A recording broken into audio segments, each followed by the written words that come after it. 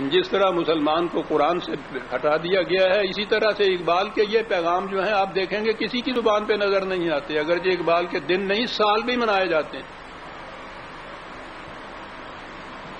ملا کو جو ہے ہند میں سجدے کی اجازت ہے، نادان سمجھتا ہے کہ اسلام ہے آزاد۔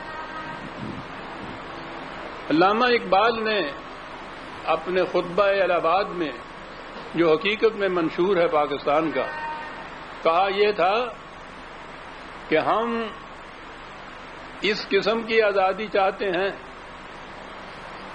اور ایسی مملکت اور نظام قائم کرنا چاہتے ہیں جس سے، یہ ان کے خطبے کا اقتباس ہے، جس سے اسلام کو اس امر کا موقع ملے گا کہ وہ ان اثرات سے آزاد ہو کر جو عربی ملوکیت کی وجہ سے اب تک اس پر قائم ہیں، اس جمود کو توڑ ڈالے جو اس کی تہذیب و تمدن، شریعت اور تعلیم پر صدیوں سے طاری ہے۔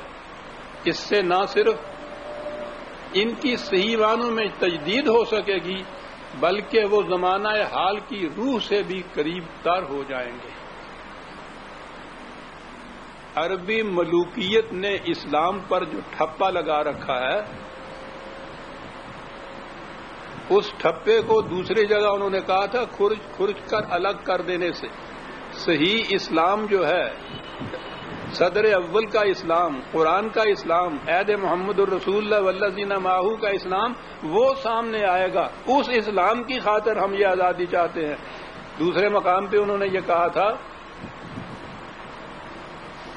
کہ اندری حالات ہمارے لیے کشادہ کار کی ایک ہی راہ ہے، اور وہ یہ کہ آئینہ اسلام پر غیر اسلامی زنگ کی جو سخت اور درست تہیں جم گئی ہیں اور جس کی وجہ سے اس کا حرکیاتی اور ارتقائی نظریہ یکسر جامد ہو کر رہ گیا ہے، انہیں کھرچ کر الگ کر دیا جائے اور حریت، سالمیت اور مساوات کی حقیقی اقدار کو از سر نو زندہ کر کے ان کی بنیادوں پر اپنے اخلاقی، عمرانی اور سیاسی نظام کی تشکیل جدید کی جائے جو حقیقی اسلام کی سادگی اور آفاقیت کا آئینہ دار ہو۔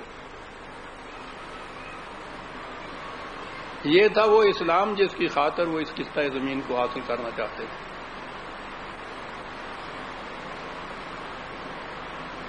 جیسا کہ میں نے عرض کیا ہے کہ یہ اسلام ہمارے دور ملوکیت میں وضع ہوا تھا، تراشا گیا تھا، اختراع کیا گیا تھا۔ اس کی بنیاد وضعی روایات اور فقہ کے قوانین پر تھی، جس کی اجارہ داری ہماری مذہبی پیشویت کے پاس تھی۔ اقبال کے کلام میں افرنگ کے ساتھ ملا کے خلاف جو کچھ کہا گیا ہے وہ کسی خاص ملا کے خلاف نہیں ہے، بلکہ وہ اس اجارہ داری کے خلاف ہے جو انہوں نے عہد ملوکیت میں وضع کردہ اسلام پر قائم کر رکھی تھی۔ وہ اس سے آزادی حاصل کرنا چاہتے تھے۔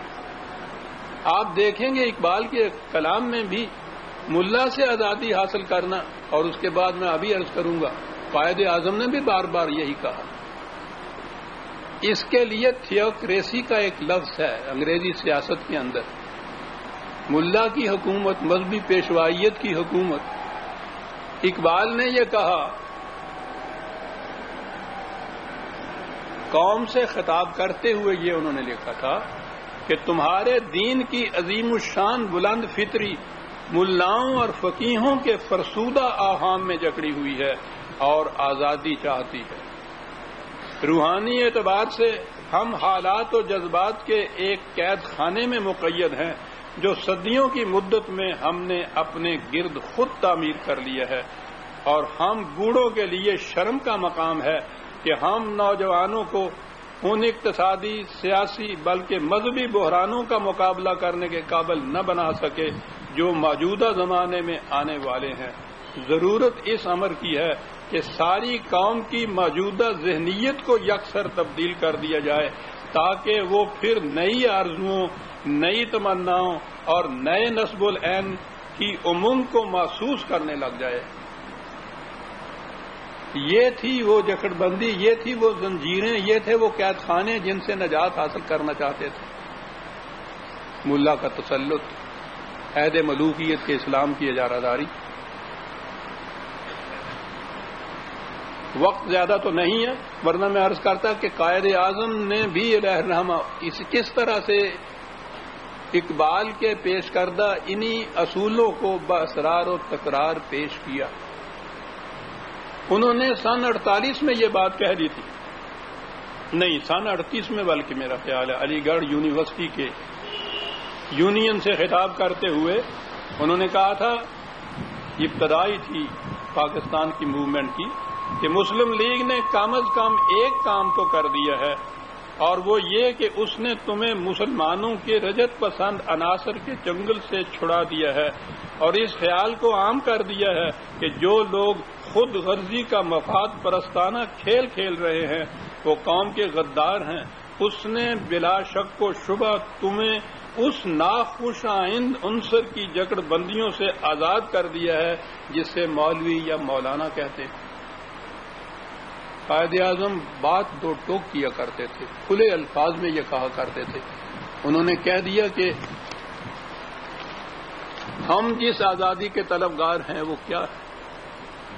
میں نے عرض کیا کہ یہ ابتدا میں انہوں نے یہ کہا تھا. 1946 میں انہوں نے دلی میں مسلم لیجسلیٹرز کنونشن کے اجلاس سے خطاب کرتے ہوئے کہا تھا، اور پھر اسی کو گورنر جنرل کی حیثیت سے بھی دہرایا تھا کہ اسے اچھی طرح سمجھ لیجئے کہ ہم کس مقصد کے لیے لڑائی لڑ رہے ہیں. ہمارا نصب العین تھیوکریسی نہیں، ہم تھیوکریٹک اسٹیٹ نہیں بنانا چاہتے جس میں حکومت مذہبی پیشواؤں کے ہاتھ میں دے دی جاتی ہے کہ وہ بغام خیش خدائی مشن کو پورا کرے. بار بار اس کو دہراتے گئے وہ کہ تھیوکریسی مقصود نہیں ہے، تھیوکریٹک حکومت قائم نہیں ہم کرنا چاہتے. کس قسم کی حکومت کا قائم کرنا چاہتے ہیں؟ اقبال تو ایک شعر میں بات کیا جاتا تھا کہ سروری زیبا فقط اس ذات بے ہمتا کو ہے، حکمراں ہے ایک وہی باقی بتانے قادری. بتانے آدری، پتھروں کے تراشے ہوئے خدا. اللہ قائد اعظم نے اپنے انداز میں اس کو نہایت وضاحت سے بات کر دی. اور میں کہتا ہوں، اور پھر میں یہ عرض کروں گا کہ آپ نے اس تمام دوران میں، جبکہ قائد اعظم کے متعلق بھی اتنی تقاریب منائی جاتی ہیں، اتنے جلسے کیے جاتے ہیں، اتنا کچھ پیش کیا جاتا ہے، یہ اقتباس جو میں پیش کر رہا ہوں وہ جو بار بار پیش کیا جاتا ہے طلوع اسلام میں، آپ نے کسی کی زبان سے نہ سنا ہوگا. اس لیے کہ یہ چیزیں اگر ان کی پیش کری جائیں تو نہ اشخاص کے اقتدار کا اقتدار باقی رہتا ہے، نہ مذہبی پیشوائیت باقی رہتی ہے، نہ سرمایہ داروں کی سرمایہ داری باقی رہتی ہے. وہ کیسے پیش کر سکتے ہیں ان چیزوں کو؟ سنیے کہ انہوں نے کیا کہا تھا. 1941 کی بات، حیدرآباد دکن میں تشریف لے گئے. وہاں کے مسلمان عثمانیہ یونیورسٹی کے طالب علموں نے ان سے انٹرویو لیا. اس انٹرویو میں یہ پوچھا کہ آپ جس قسم کی مملکت قائم کرنا چاہتے ہیں اس کی امتیازی خصوصیت کیا ہے جو آپ کہتے ہیں کہ وہ دنیا بھر کی دیگر مملکتوں سے بالکل منفرد ہوگی. اس کے جواب میں آپ نے یہ فرمایا، اور میں سمجھتا ہوں کہ قائد اعظم کا یہ ارشاد ہمارے ایوانات حکومت کے ایک ایک دروازے پہ لکھا ہوا ہونا چاہیے. فرمایا کہ اسلامی مملکت کے تصور کا یہ امتیاز ہمیشہ پیش نظر رہنا چاہیے کہ اس میں اطاعت اور وفا کیشی کا مرج خدا کی ذات ہے، جس کی تعمیل کا واحد ذریعہ قرآن مجید کے احکام اور اصول ہیں. یہ تو مقنن تھے، مدبر تھے، بات کو صرف بسیط حقائق کی صورت میں پیش نہیں کرنا چاہتے تھے. خدا کی حکومت ہر ایک کی زبان پہ ہے، اور خدا نہ زمین پہ آئے، نہ کسی کے سامنے ہو، نہ کسی کو براہ راست کوئی حکم دے تو حکومت اس کی کیسے؟